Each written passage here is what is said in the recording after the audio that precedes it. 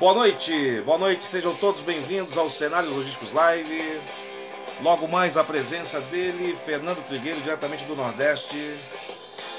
É isso aí, gente, vamos lá. Vamos só aguardar a chegada do pessoal aí para nós darmos início a esse grande momento.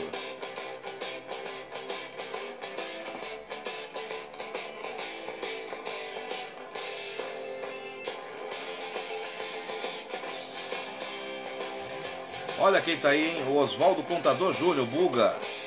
Boa noite. Ó, o Fernando já está por aí. Vamos ver se ele está com o áudio ok.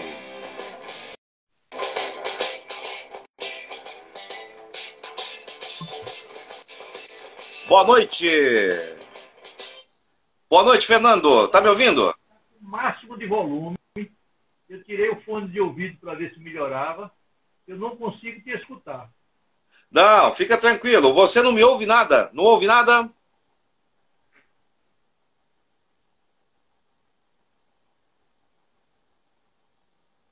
O pessoal tá me ouvindo bem aí. Opa. Conseguiu me escutar, não? Eu tô te ouvindo muito bem. Alto e claro. Não. Agora você eu não escuto de jeito nenhum. Não sei o que está vendo.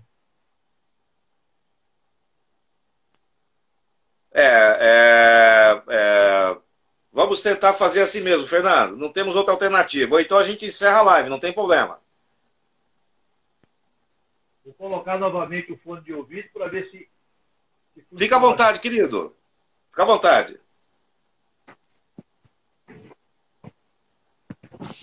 Pessoal, o Fernando está falando diretamente do Nordeste. Boa noite. Agora estou escutando.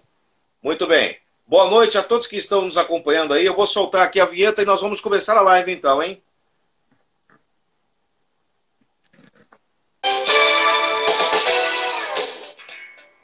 Vem aí mais uma grande atração nas redes sociais. É o Cenários Logísticos Live. Temas sociais, culturais e empresariais abordados diretamente em transmissão ao vivo. Cenários Logísticos Live, colocando você em contato com assuntos do momento. Entrevistas, aprendizagem e entretenimento com convidados e interação direta online. Cenários Logísticos Live. Apresentação, Palmério Guzmão. Muito bem, boa noite. Agora oficialmente, Fernando Trigueiro, fala de onde? Boa noite, estou falando agora de Olinda, Pernambuco. Eita! Boa noite a todos. É isso aí, professor. Fica tranquilo que ao vivo é assim mesmo. Estou É verdade. Ouvindo, claro. Ótimo, isso é muito bom, isso é muito bom. Então tá legal. Acho que todos agora estão te ouvindo muito bem. Eu queria agradecer imensamente a tua participação aqui conosco, tá? Eu que agradeço. Nós que já temos um encontro marcado todas as terças-feiras, às 20h50, aqui na live aqui do Cenários Logísticos. E é muito bacana ter uma pessoa do teu naipe. E você sempre tem nos acompanhado. Uma pessoa do teu naipe, que é uma figura muito representativa na área de logística em geral e também representa todo o Nordeste, as empresas da área de logística, né? Eu gostaria que você, Trigueiro, eu vou te chamar de você, que é um professor como eu, né? Ah, fica à vontade, pô, fica à vontade. Pessoas evoluídas. Eu vou te chamar de você, meu amigo. Fique aí à vontade. Fala um pouquinho da sua nobre trajetória para que os nossos telenautas possam acompanhar. Lembrando que a nossa live é interativa e eles podem fazer perguntas aqui para nós. Já vão preparando as perguntas. Daqui mais ou menos uns 15 minutos de live, nós vamos entrar com as interseções. Bom, eu sou engenheiro químico de formação, né, original. Depois eu me especializei em consultoria empresarial pela Universidade de Paris-Dauphine, um curso chamado Curso Delphine, que era um convênio que tinha entre a antiga Sudene, daqui da região, com a Universidade de Paris-Dauphine. Depois eu fiz especialização em Supply Chain pela Business School, na Inglaterra, né? Também conveniado com a instituição que eu era professor, me aposentei já, né? E posteriormente eu fiz também planejamento e gestão organizacional, que foi o mestrado na Universidade Autônoma de Madrid, né? Olha que bacana, lecionei por 35 anos na Universidade de Pernambuco, a cadeira de Administração de Materiais e Logística, e depois a Gestão de Qualidade. e coordenei os cursos de pós-graduação em logística empresarial e de gestão da qualidade em serviço. Então, bem resumido, foi um pouco da minha história, né? Atualmente, eu tento tentar tocar a minha empresa, né? Que está dentro de casa, preso, né? A nossa empresa, a Focus Trigueiro Consultoria e Treinamento, cujo principal negócio é desenvolver as empresas através de consultoria e treinamento na área de gestão como um todo, né? E aposentei-me da universidade, como eu já falei, e ajudar os amigos, bater papo, conhecer, aprender muito. Nessa pandemia eu tenho aprendido muito. Com certeza. Esse certamente é um dos grandes momentos aqui do Cenários Logísticos Live. Aqui a estrela é o convidado. Vamos lá. Nada. A estrela é quem apresenta aí. Muito obrigado. Fernando Trigueiro, o que precisa para o Nordeste deslanchar? Nós sabemos que o Nordeste ele já evoluiu bastante. O Nordeste, na década de 70, que às vezes está presente na memória de muitas pessoas, achando que é um lugar que não está desenvolvido, evoluído. Eu recentemente estive em Salvador, em algumas cidades, e acompanhei o progresso. Olha, o que precisa para o Nordeste deslanchar? Eu diria que é um pouquinho de visão política para o Brasil como um todo, né? Infelizmente, no Brasil, você tem aquela visão que o Brasil é só Sudeste. Sempre foi assim. Ultimamente é que a coisa tentou melhorar um pouquinho, quer dizer, continua, mas ainda com aquela visão muito de que Norte e Nordeste é como se não pertencesse ao Brasil. Infelizmente, isso é uma realidade política. Então, potencialidades nós temos muita. O Nordeste é bastante rico, não só no aspecto para o turismo, mas no aspecto de alguns minérios que pode ser explorado. A agroindústria também pode ser bem explorada aqui, como hoje já é, principalmente aqui em Pernambuco, por exemplo, a região de Petrolina, mas tem no Maranhão a região de Bacabal, aquela região também da agroindústria, né?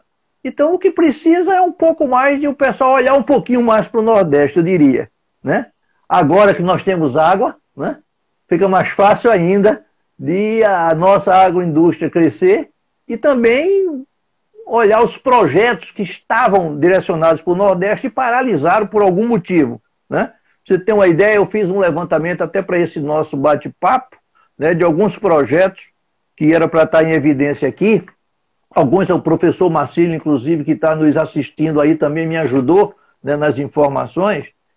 Nós precisamos, para deslanchar, para você ter uma ideia, uma infraestrutura de transporte, investimento na faixa de 257 milhões.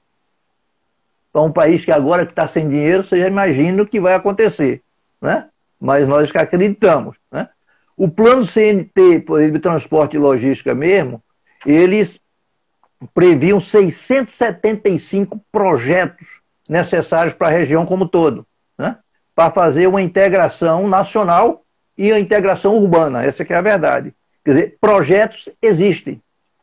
Agora nós precisamos atrair investidores para esses projetos e, ao mesmo tempo, o governo federal também olhar um pouquinho e jogar um pouquinho de dinheiro nesses projetos. Tá certo. Eu diria que potencialidade nós temos. Tá certo. Trigueiro, quais são esses projetos aí previstos para o Nordeste que nós podemos citar, pelo menos elencar aqui uns 2 ou 3, só para a gente dar uma clareada nessa conversa? Bom, a BR-101, entre Alagoas, Bahia e Sergipe, a duplicação dela. Que é o maior corredor de transporte, somente rodoviário aqui da região, né? A Ferrovia de Integração Oeste-Leste, a FIOL, na Bahia, que já começou a trabalhar. Inclusive, eu vi até um depoimento do ministro Tarcísio colocando isso, né? O aeroporto de Maceió, isso é um projeto. O porto de Itaqui, no Maranhão, e o porto de Suape, em Pernambuco, são projetos, inclusive, de ampliação. O sistema hidroviário do Parnaíba, pegando Piauí e o Maranhão, né? Além dos terminais intermodal de cargas em Teresina e os corredores transversais em Salvador. Esses são os grandes projetos que a própria CNT listou e está negociando com o governo federal essas obras. Tá certo. Tá certo.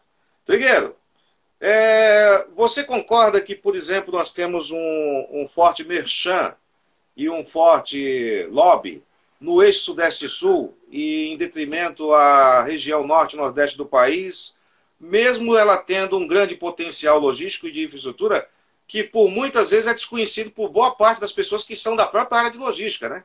Tem cara que fala, logística não sei o que e tal, no Nordeste é assim, no Nordeste é assado, o cara nunca foi do Nordeste, pô.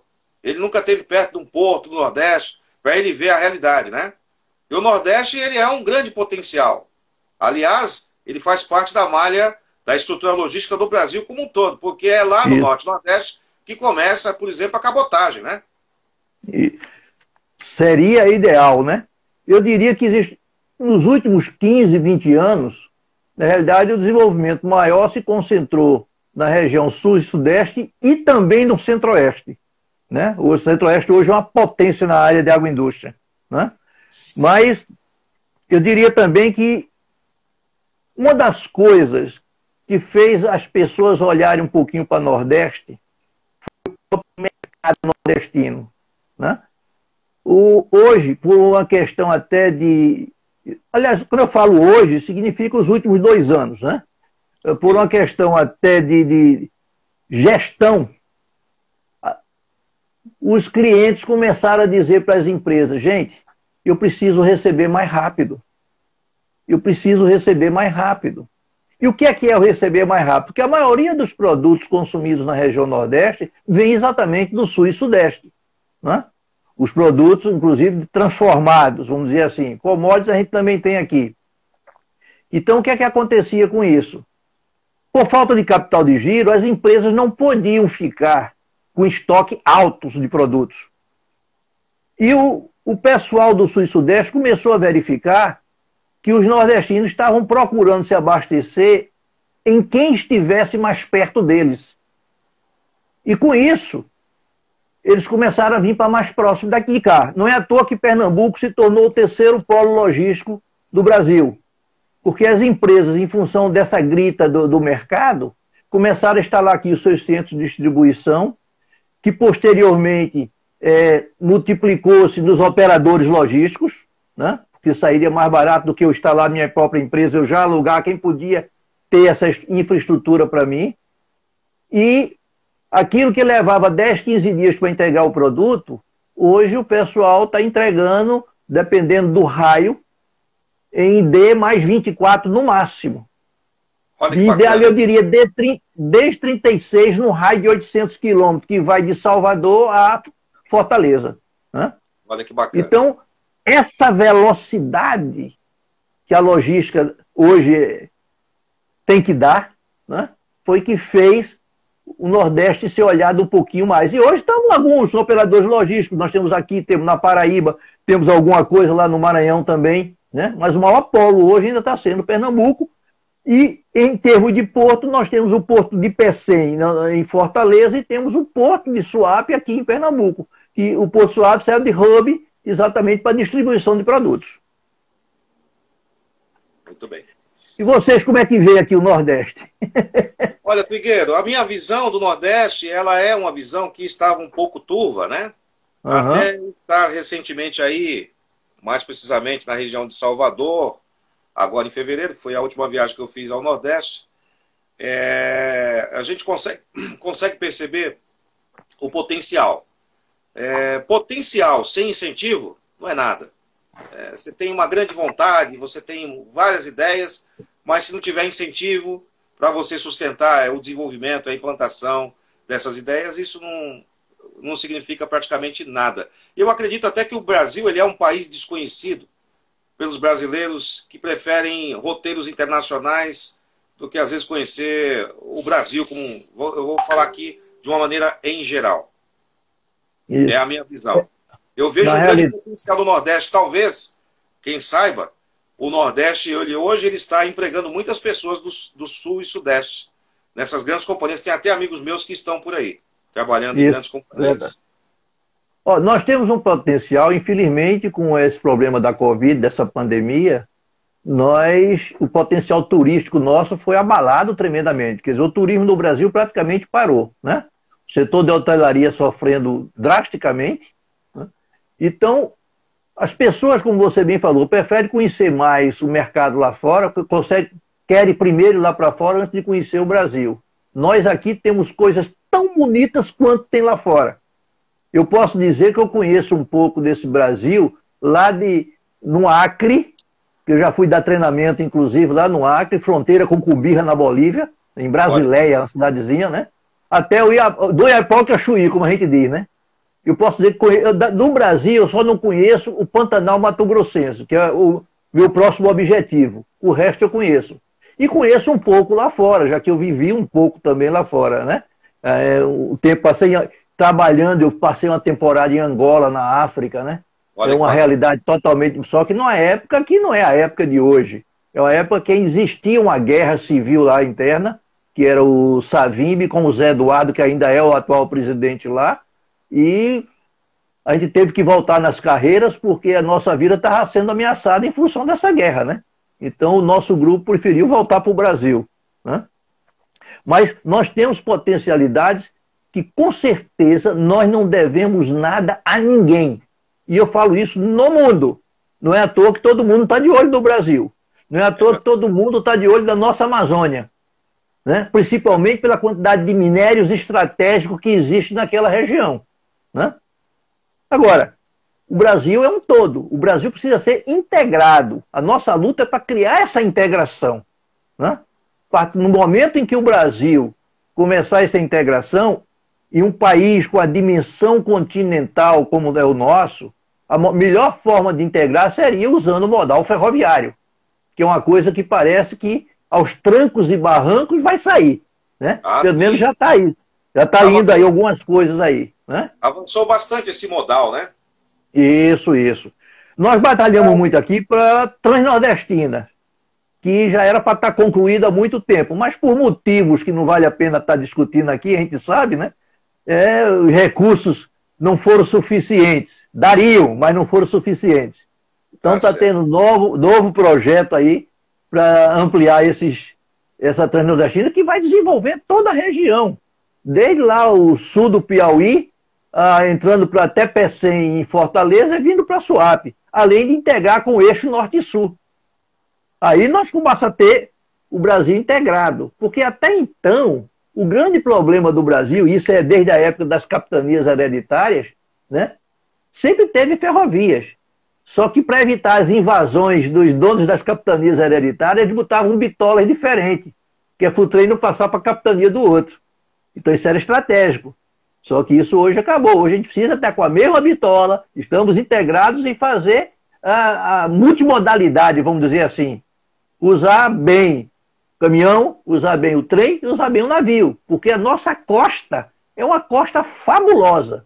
E nós só usamos 1% hoje de cabotagem. Fernando, o nosso país e qualquer outro país de qualquer lugar do mundo, ele só vai se integrar quando ele integrar a malha logística, né? Não dá para um país se integrar sem integrar a malha logística. Isso aí é fundamental. Se você quiser desenvolver qualquer atividade comercial, seja ela o turismo ou qualquer uma outra, você vai ter que integrar a malha logística. Se o cara não consegue chegar e não consegue sair, não existe nada lá. Ou nada se perpetua ali. Bom, Trigueiro, quais as principais carências nas empresas da região, aí do Nordeste? Eu diria que está em cima de um tripé, que eu tenho lutado muito para tentar, inclusive, ajudar as empresas com esse tripé. Primeiro tripé é o que eu sempre digo que é a base de qualquer organização. Chama-se mão de obra preparada. Nós temos uma carência, aliás, isso é no Brasil todo, se olhar direitinho, mas aqui principalmente. Nós temos uma carência muito grande de mão de obra preparada para o segmento logístico, não é? Agora, preparada de tal forma que as pessoas gerem resultados para a organização. Porque hoje a gente tem visto por aí algumas escolas com nível de ensino de tal maneira que quando a gente faz uma pergunta a um concluinte, ele não sabe responder.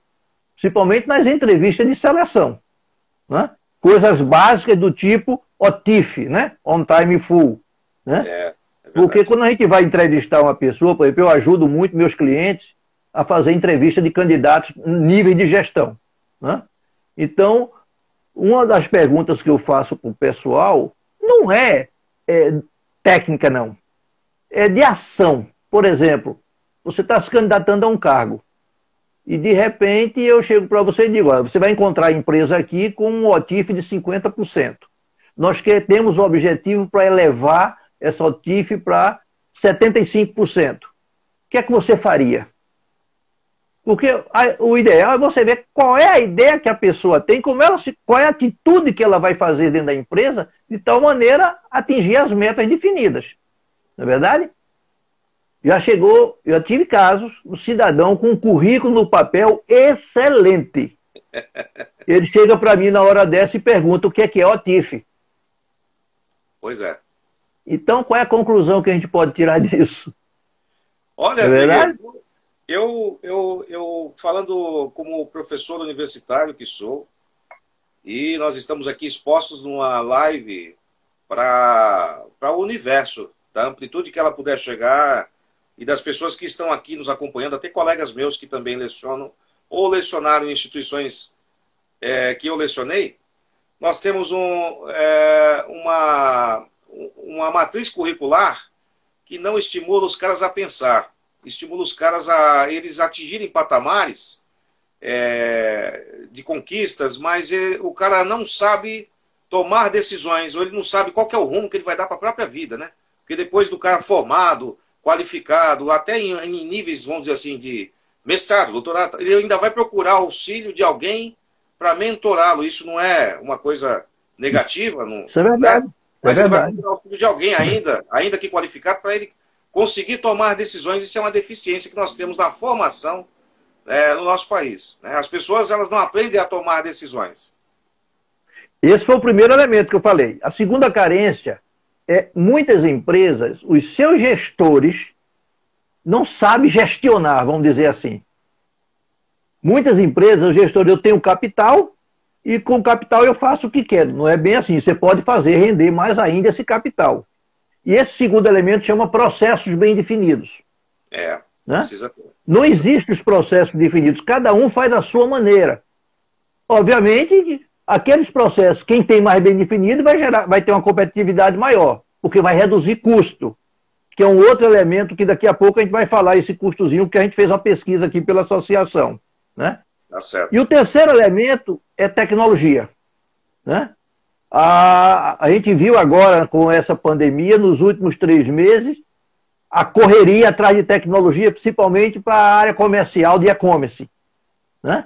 O pessoal tinha projetos para 5, 6, 7 anos na frente e tiveram que antecipar esses projetos em 3 meses, como a gente diz, né? Ou seja, acelerou o processo digital, porque o processo já existia. O que houve foi uma aceleração. Né? Então, esses tripé, pessoas, processos e tecnologia, é que vai dar alavancagem aí nas empresas que, eu digo sempre, quem partir na frente vai levar vantagem. Tá certo. Fernando Trigueiro, peço licença a você e a todos os telenautas que estão nos acompanhando para a gente fazer agora um jabazinho, que é do nosso patrocinador, que é a Davos Consult.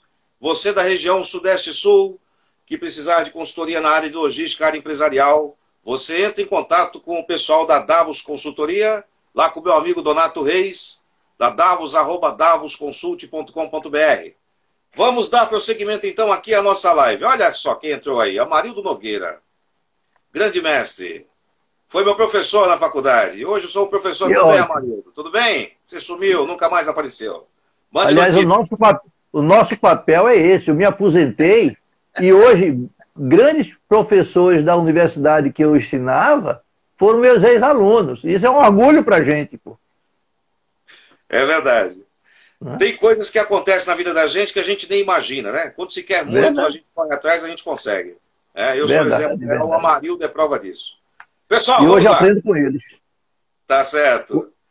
Trigueiro, quais os modais de transportes mais utilizados aí na região do Nordeste? Você falou aí do ferroviário, mas nós temos outros, né? Tem. Na realidade, eu diria que se usa quase todos. Agora, alguns com percentual, por exemplo, o modal rodoviário, aqui está igual o Brasil todo, em torno de 62% hoje é o modal rodoviário. Né? Depois você vem um pouquinho o modal ferroviário, depois você tem o cabotagem em torno de 1%, é muito pouco também, certo? Poderia explorar essa nossa costa tão bonita que nós temos aí, né? E inclusive os gasodutos que nós temos aqui, que levam os gases para algumas cidades, mas não são todas ainda, que não deixa de ser um modal, né? Através de dutos, né? Então esses são os principais modais. Agora, é isso que inclusive encarece para a gente, porque o modal rodoviário num país de dimensão continental, o modal rodoviário devia ser para curta distância e não para longa distância. Longa distância é trem e é navio. Esse que é a verdade, né? Então, por conta disso, o nosso custo é altíssimo, principalmente por causa da infraestrutura que não está adequada. E aí não é só no Nordeste, não. Eu diria o Brasil como um todo, né? Você tem uma ideia, na nossa região a gente tem 430 mil quilômetros de estradas. E somente 10% são asfaltadas. Então você tira por aí, né? Então o que é que acarreta isso? Lá vem caminhão mais devagar, levando mais tempo para entregar, mais acidentes, mais caminhões danificados, mais pneus estourados, tudo isso vai aumentando o custo da cadeia, né? Se eu tivesse estradas feito essa que acabou de ser inaugurada aí na Transamazônica, naquele nível, a gente estaria no outro patamar. Você tem uma ideia, eu vou antecipar uma coisa que eu iria colocar aqui, mas essa pergunta sua nos leva a esse. Você tem uma ideia, o nosso custo aqui da cadeia de suprimentos comparado ao faturamento da empresa está em média a 30% do faturamento. Enquanto que aí no sul do país, ela está em torno de 15%. Então, você vai ver, em termos de custo, a gente já perde competitividade. Verdade? Se eu comparar com os Estados Unidos... A que se deve essa diferença na proporção? Por exemplo, por que aqui seria mais facilitada essa questão em relação aí? Aqui devemos essa diferença. Infraestrutura, principalmente. A infraestrutura. Vocês aí, por exemplo, vocês ainda têm uma boa parte de fluvial, transporte fluvial, usando o Rio Paraná, etc. Aqui só no norte, lá para o Amazonas, Rio Negro e Solimões, né? Vocês aí têm ferrovias cruzando praticamente o sul e o sudeste todo, o que a gente aqui não tem. E tudo isso barateia o transporte de carga. Quando a gente aumentar o uso de cabotagem, quando a gente aumentar o transporte ferroviário, esse custo vai cair de andamento. Mas tem outro problema, que são as ineficiências das próprias organizações. Coisas que eu poderia fazer em 5 minutos é feito em 30 minutos por falta de processos mapeados, né? Uma carga de caminhão, uma carreta, por exemplo, que eu poderia descarregar em 20 minutos, leva 1h30. Então, o método não é o mais adequado. Então, precisa todas essas adaptações exatamente como forma de reduzir custo. Tá certo. Fernando, o senhor pertence a uma associação aí da região e essa associação congrega vários empresários do segmento. Empresários empresas e também pessoas físicas também. O que vocês têm discutido em relação a essas necessidades aí na região Nordeste, como um todo, para que pudéssemos ter melhorias desse âmbito? E quais seriam as mobilizações que vocês poderiam fazer regionalmente, e eu estou incluindo até a questão do Estado, para que vocês tivessem êxito nessas investidas? Aí pode usar aqui o nosso espaço para você fazer aí as suas considerações. Por favor. Bom, a nossa associação chama-se ANELOG, Associação Nordestina de Logística, né? E envolve todos os estados do Nordeste. Nós temos hoje, praticamente, com exceção de um, representante em todos os estados. E o papel principal é fomentar o conhecimento da logística e levar os anseios dos empresários para as autoridades competentes para que eles possam exatamente analisar e verificar a possibilidade de ajudar a região, né? Então a gente vinha se reunindo antes da pandemia num evento que a gente denominou Café com Logística. Então começamos a fazer em São Luís do Maranhão, né? O próximo seria em Fortaleza, depois a gente vai descendo, lá de São Luís, Piauí, aquela região toda, ia descendo, a gente fazer, está previsto para novembro, não sei se vai acontecer, em Salvador, né? E nesse café com logística, geralmente a gente usa um conferencista para levar alguma informação que agregue valor para as pessoas que trabalham na área e, ao mesmo tempo, colher informações das necessidades da região através de um diagnóstico, quase que um mini planejamento estratégico, né? Os pontos fortes, os pontos fracos, as oportunidades que tem na região, as ameaças que existem lá, de modo a formar um documento para levar para as autoridades competentes, né? Você tem uma ideia, em fevereiro, antes de acontecer a pandemia, nós encaminhamos para o ministro Tarcísio exatamente um documento para que ele nos posicionasse como seria, inclusive, o que é que tem, na realidade, de projetos do governo atual para a nossa região. Então, estamos aguardando aí resposta desse documento. Ok. Trigueiro, qual que é o custo da cadeia de suprimentos comparado a outras regiões? É aquilo que eu estava te dizendo. Aqui, 30%. No Sul e Sudeste, isso foi pesquisa, não foi chute não, hein? Foi pesquisa, nós pesquisamos 2.600 empresas, logicamente, apenas 5% grandes, o restante foi pequenas e médias, né? Que é a maioria, nos mais diversos segmentos, na transporte, operador logística, distribuidores, alguns varejistas, inclusive. Então, aqui na região, 30% em média, na Sul e Sudeste, 15%, já dá um gapzinho aí de 15%, e comparamos com que estudos existentes nos Estados Unidos, na União Europeia e nos tigres asiáticos. Na União Europeia está em torno de 12%, nos Estados Unidos está em torno de 10%, e nos tigres asiáticos também está em torno de entre 10% e 11%. Quer dizer, em termos de competitividade, se a gente for olhar só o aspecto custo, nós estamos levando uma desvantagem muito grande. E nós temos que correr atrás desse prejuízo, como a gente diz aqui. Vamos tirar esse prejuízo, né? Logicamente, se houver os incentivos governamentais, se houver melhoria da infraestrutura que a gente precisa, a gente deslancha, né? Professor, o que é que o Nordeste tem a oferecer se nós temos um cenário econômico aí, antes da pandemia, pairado em fornecimento, né, China e exportação de commodities? O que nós podemos considerar nesse cenário, dessa questão dos custos para que nós possamos ser um país competitivo, efetivo, etc., diante de uma circunstância que talvez ela mude, mas que até então era essa: você fechar as portas, produzir lá fora, exportar só a commodity. O que é que o Nordeste tem para oferecer? Primeiro, área. A área aqui existe de sobra para instalações de empresa. Existe uma infraestrutura portuária excelente, né? Principalmente o nosso porto de Suape aqui, que inclusive o presidente atual é um amigo nosso, o Cerquinho, que está fazendo um belíssimo trabalho em Suape, né? Inclusive tentando trazer não só empresa, porque quando a gente fala porto de Suape, não é o porto em si, é uma área em que as empresas vão se instalar, produzir e usar o porto como elemento tanto de importação como de exportação, né? Então, por exemplo, nós temos uma quantidade imensa de empresas instaladas em Suape, inclusive a montadora da Jeep veio para cá baseada exatamente porque Suape é um hub.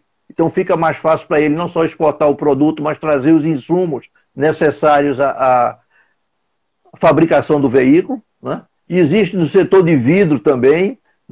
E existe a área do interior, principalmente eu estou falando mais para o Pernambuco, que é a área que eu mais conheço, embora eu tenha visitado todos os estados do Nordeste. Por exemplo, o sul do Maranhão e o sul do Piauí é uma área agrícola fabulosa. Que uma coisa que eu luto muito é existe, vamos acabar com essa história de exportar commodities, vamos agregar valor, vamos atrair investimentos que a gente possa transformar aqui. Recentemente teve uma notícia que, por exemplo, uma dessas empresas que fabricam pneus Eles estavam fazendo pneus de óleo de soja. Pô, o Brasil hoje é o maior produtor mundial de óleo de soja. Por que não fazer esse pneu aqui no Brasil? Né? Hoje a gente importa muitos insumos para a área farmacêutica. Vamos desenvolver os laboratórios aqui, ou vamos incentivar os laboratórios. Está aí a prova, quantos laboratórios estão aqui. Nós temos, inclusive, em Pernambuco, o LAFEP, nos outros estados aqui da região também temos laboratórios do estado, com capacidade, desde que a gente dê condições para que eles agreguem valor a esses insumos. No setor de agrícola, por exemplo, Petrolina aqui tem uma região muito boa de frutas, manga, melancia, melão, uva, que a maioria é exportada. Inclusive o aeroporto de Petrolina hoje é um aeroporto exportador, né? Porque a maioria desses produtos eles vão de avião para a Europa, né? Eu digo até brincando, e durante o voo eles vão amadurecendo durante o voo, né? Tá exatamente. Certo. Então, a gente tem uma potencialidade muito grande, né?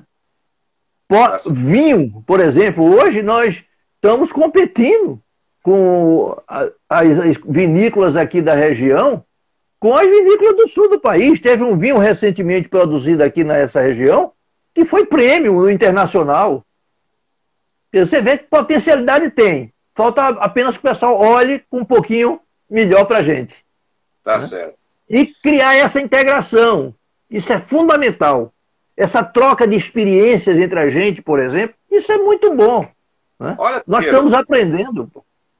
Eu vou até fazer uma consideração aqui baseado no que você está falando. Eu vejo muita gente fazendo firula só com o pessoal do Sudeste e Sul, e aí esse pessoal se isola do pessoal do Nordeste e Norte, e o pessoal do Sul também se isola dos demais. Eu não acredito nisso. Eu acredito que a gente tem que ter sinergia. Na área de logística, se você não tiver sinergia, você não faz um produto ele percorrer, né? O Norte, Nordeste, Sul, Sudeste, Centro-Oeste, enfim, ele chegar onde precisa chegar.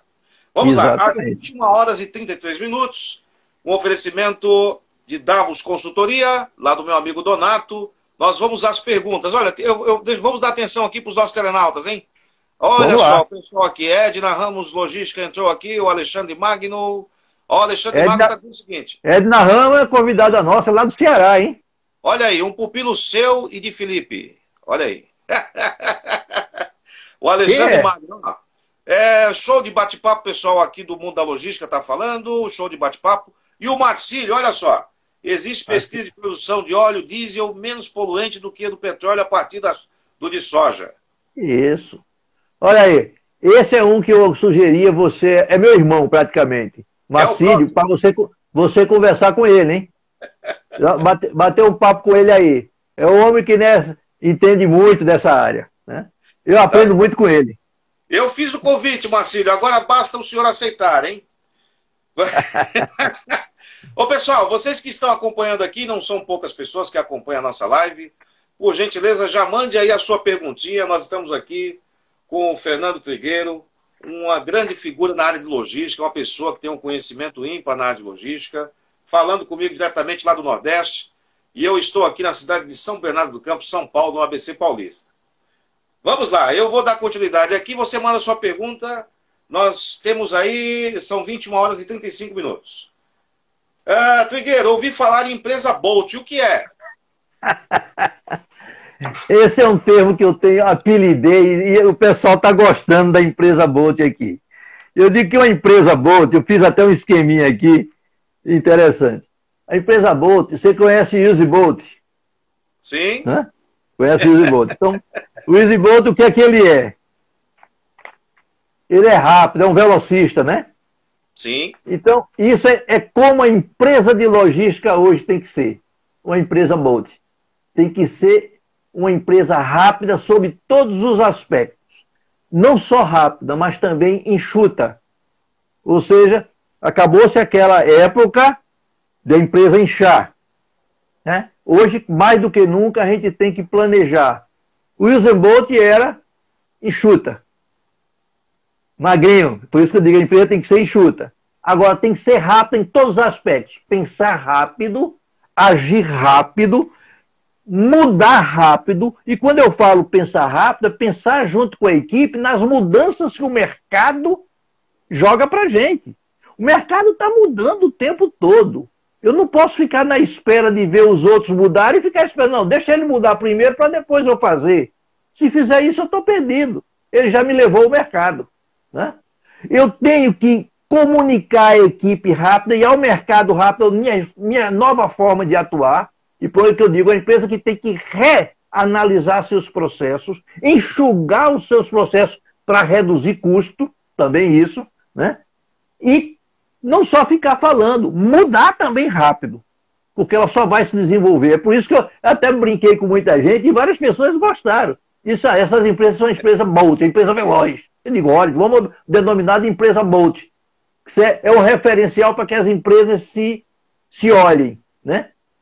Então vamos mudar rápido, gente. Vamos agir rápido. Porque eu tenho um livro, não sei se você sabe, eu tenho 5 livros.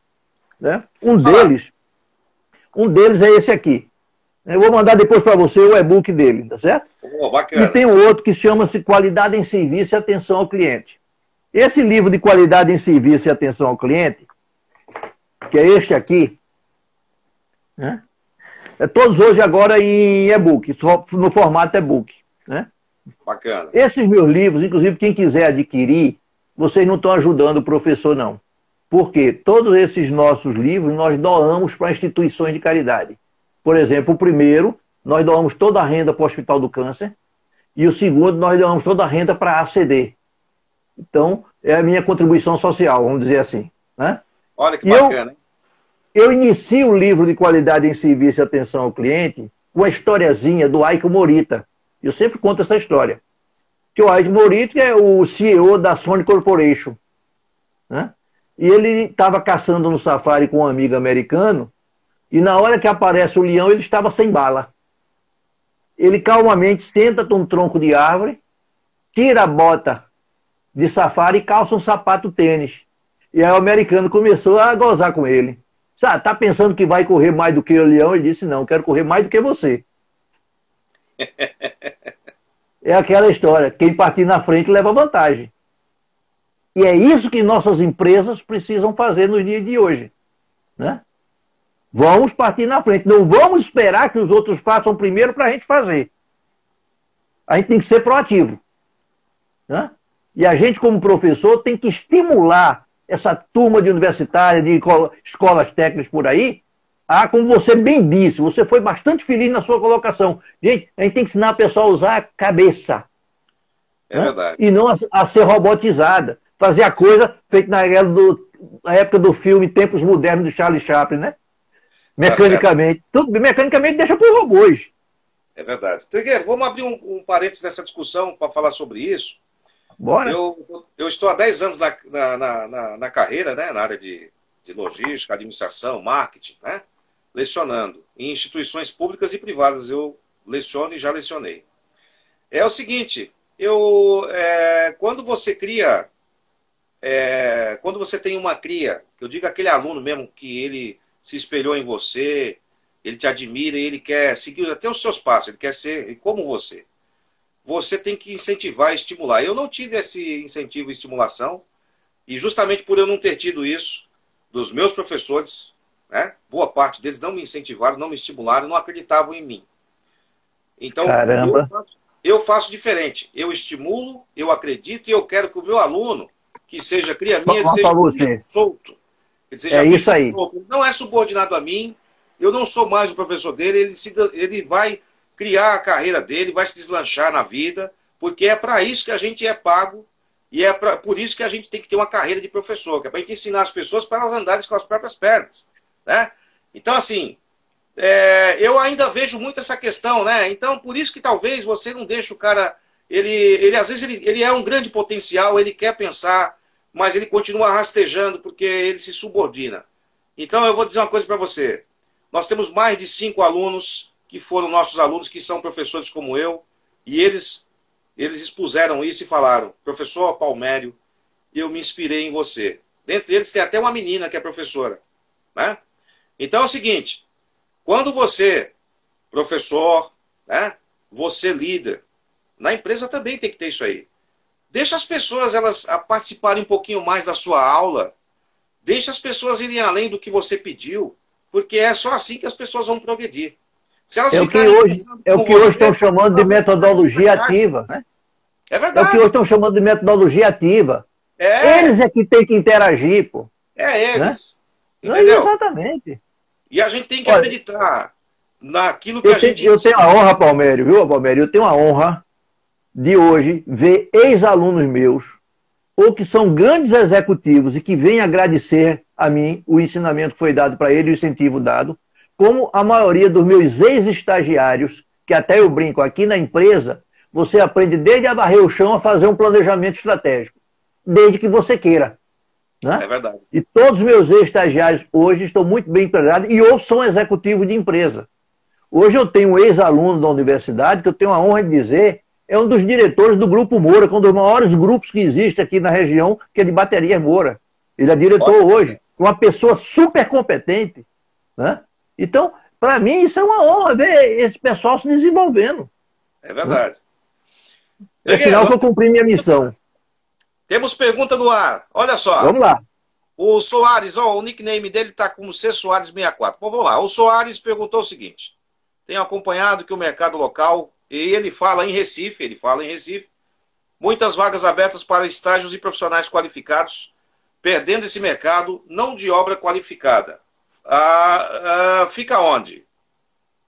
Vamos lá. Eu não entendi a pergunta que ele fez. Vamos lá. Eu vou refazer aqui a pergunta, porque eu acho que na hora que ele digitou, ele não foi muito feliz. Mas vamos lá. Atenção, Soares, nós vamos dar a sua resposta agora. Eu vou refazer aqui. Pelo que ele perguntou, Trigueiro, é o seguinte, ele tem acompanhado que o mercado local, e ele está em Recife, muitas vagas abertas para estágios e profissionais qualificados perdendo o mercado. E como que fica a mão de obra? Porque, pelo que ele está citando aqui, Trigueiro, as pessoas estão substituindo profissionais por estagiários por uma questão de custo. Financeira. Mas é verdade.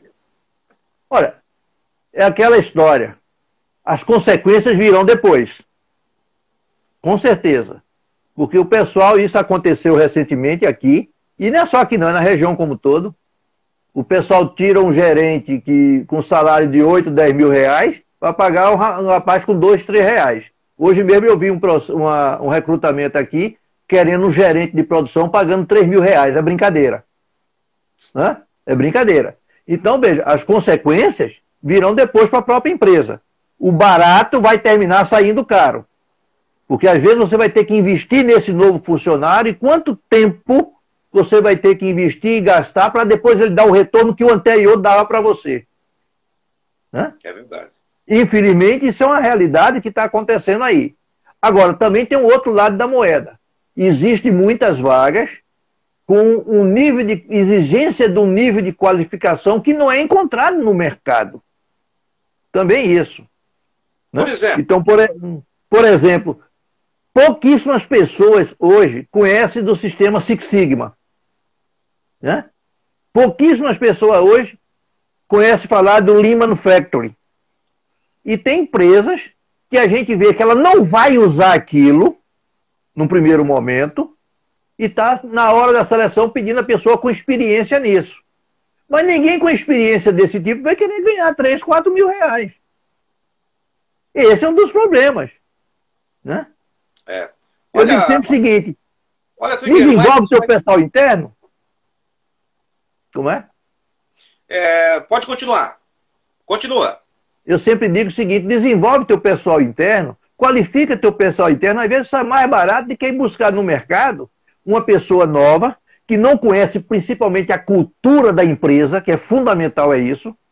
Porque eu digo sempre o seguinte, a gente tradicionalmente, isso é tradição do Brasil todo, a gente seleciona pelo currículo e demite pelas atitudes.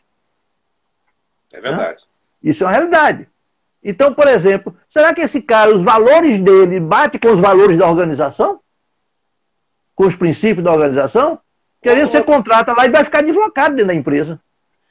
Trigueiro, nós temos visto também isso não só por conta das qualificações em geral, né? E do conhecimento em geral. Por exemplo, a qualificação em línguas, por exemplo, eu vejo que às vezes a vaga não requer, mas o cara pede na vaga. Isso aí não é uma forma de você selecionar o pessoal que está meio no topo da pirâmide? Mas é verdade. Isso é verdade. Mas tanto é que hoje os cursos, de um modo geral, nessa área de idiomas, cresceu substancialmente. Muitos alunos que eu pelo menos conheço, nessa pandemia, aproveitou esses cursos que foram oferecidos gratuitos para fazer. É melhor ter alguma coisa do que não ter nada.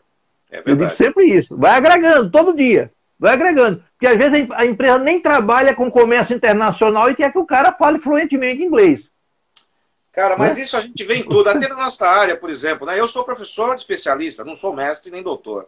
Mas eu vejo muitas universidades que exigem que o cara seja mestre e doutor e não vai pagar para ele como mestre e doutor, vai pagar como especialista, pô. Sabe? É complicado isso, viu? Eu já fui criticado aqui por uma colocação que eu fiz uma vez. Eu conheço muitas pessoas que são especialistas que não se trocam por muito mestre e doutor. Né? Por exemplo, eu uma vez fui assistir uma palestra do cidadão que o currículo dele era um supra-sumo. Doutorado, pós-doutorado de aba 4. A palestra dele, para mim, não agregou nada. E outros colegas que estavam assistindo a palestra também. Para azar dele, ao terminar a palestra, abriu para perguntas. E abriu para perguntas e fizeram uma pergunta que só quem tinha prática poderia responder. Só que ele era doutor de livros. Nunca tinha entrado numa empresa. E aí é aquela história, como é que vai responder agora? Aí começa aquilo que a gente chama de embromation, né? Começa a embromar, sai por aqui, sai por ali, sai por ali, e não dá a resposta que o cidadão pediu. Foi o que aconteceu. Quer dizer, para ele, foi uma situação realmente constrangedora. Né? Eu digo sempre o seguinte, para a gente mandar, para a gente ensinar, primeiro você tem que aprender e praticar. É verdade. Eu fui executivo de empresa, eu esqueci até de dizer isso no currículo. Eu fui diretor aqui de uma instituição chamada Tintas Coral do Nordeste, aí tem a Tintas Coral. Que na época era do grupo Bunge, agora é do grupo ICI, é um grupo holandês agora. Eu fui diretor de logística uma grande empresa alimentícia que tinha aqui, que era a Companhia de Produtos Pilar, que foi vendida depois para a Vitarella foi vendida para o grupo M. Dias Branco, que é o segundo maior do país. Né?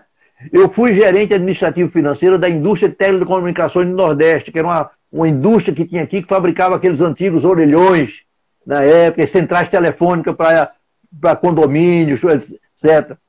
Quer dizer, eu tinha um pouco da minha prática de entrar na logística. E quando eu fui trabalhar na Coral, foi que eu me apaixonei pela logística. Porque eu comecei minha vida profissional como engenheiro de produção numa indústria petroquímica, mas voltado para a produção. E na Coral, como eu assumi lá a diretoria industrial, a área de logística afeta a minha área. Né? E como eu sabia pouco dessa área na época, isso em 1974, né? Eu comecei a estudar. Eu preciso entender desse negócio para poder ver como é que vai. Porque eu estou vendo a coisa acontecer, mas não os conceitos e os princípios eu não conheço. Aí comecei a estudar, fui fazer curso de especialização de aba 4, porque eu digo o seguinte, eu vestia o macacão, botava o capacete, ia para junto do meu operário ver ele fazer e perguntar por que ele fazia daquela maneira. Foi a forma que eu aprendi. Para poder depois dizer para ele, olha, eu acho que você está fazendo da maneira errada. Será que não poderia fazer melhor assim? E nessa troca de conversa, a gente sempre achava um método melhor, que hoje todo mundo chama isso de Kaizen, né? É verdade, é verdade. Na época eu não sabia nem o que era essa palavra. Tá certo. Bom, Trigueiro, o bate-papo tá bem bacana, são 21 horas e 50 minutos. Eu vou com essa live até o fim, tá bom? Vamos embora, vamos embora. Vamos tocando aí, depois contato, essas coisas, pô, você já falou, já citou teu trabalho, nós temos aí também, depois pode deixar por escrito os contatos, o pessoal pode te chamar em box aí. Vamos lá, a Edna Ramos. Ó, às 21 horas e 50 minutos, um oferecimento de Davos Consultoria. A Edna Ramos, ela diz o seguinte, o que realmente estão querendo pagar é isso mesmo, até mesmo grandes profissionais. Exatamente. A Edna é uma consultora, amiga nossa, mora em Fortaleza ela, né? Olha que bacana. Tem ajudado muitas empresas aí, e ela vive a mesma realidade. Hoje eu conversando com ela para saber como é que está a situação das estradas aí em Fortaleza. Ele diz, tem uma que está muito boa, vai ficar muito boa, mas as outras estão nas mesmas condições das demais. Né? Ou seja, alô, a gente só tem...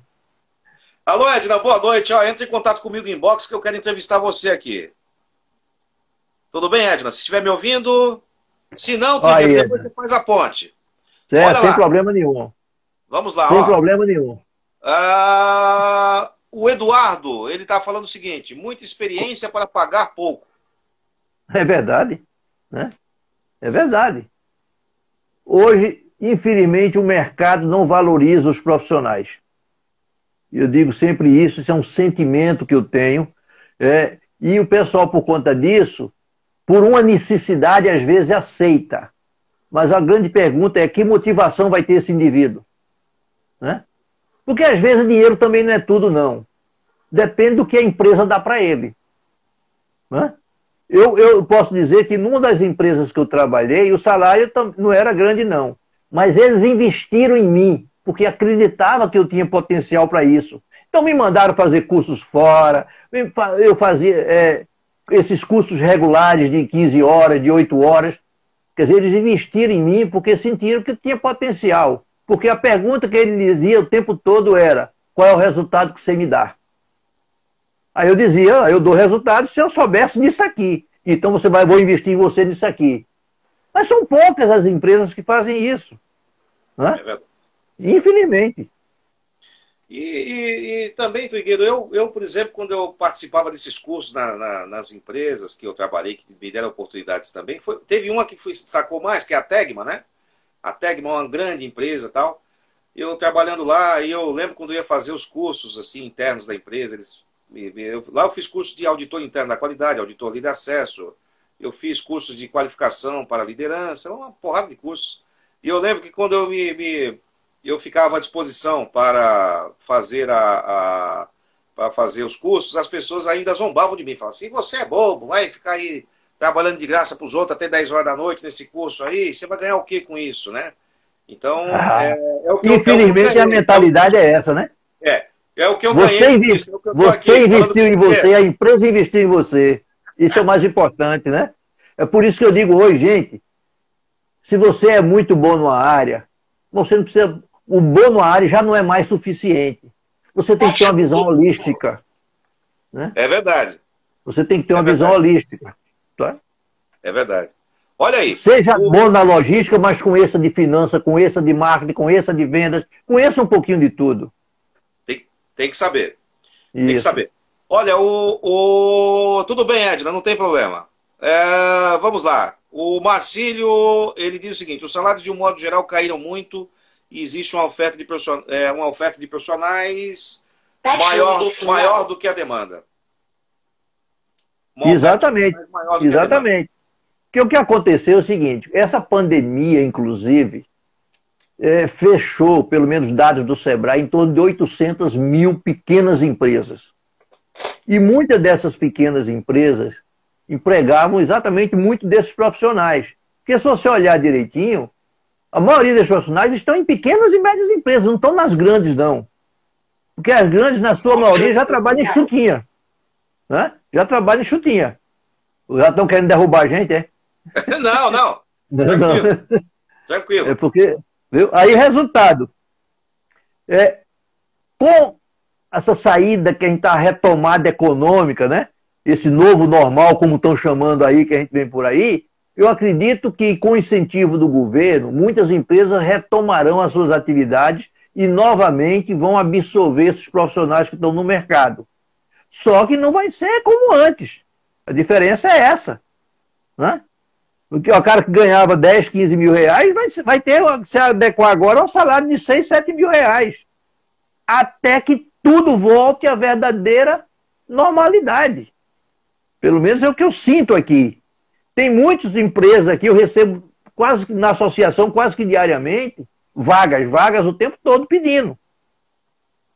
E conversando com o pessoal de recursos humanos, que eu tenho muito acesso a esse pessoal, até porque eu também fui da área já, né? Ele diz: meu Trigueiro, o problema é que a qualificação hoje não está adequada. Né? A pessoal não tem visão holística. O pessoal é como se fosse um especialista e só sabe fazer aquilo. E até eu brinco, hoje você tem que ser um especialista generalista. Trigueiro, muito bom o papo aqui com o Trigueiro. 20 segundos restantes, Trigueiro, eu vou encerrar por aqui. E agradecendo a você por ter participado conosco aqui do Cenários Logísticos Live. tá? Às 21h56, oferecimento de Davos Consultoria. Um abraço para você, Trigueiro, 5 segundos. Quando precisar, estão às ordens.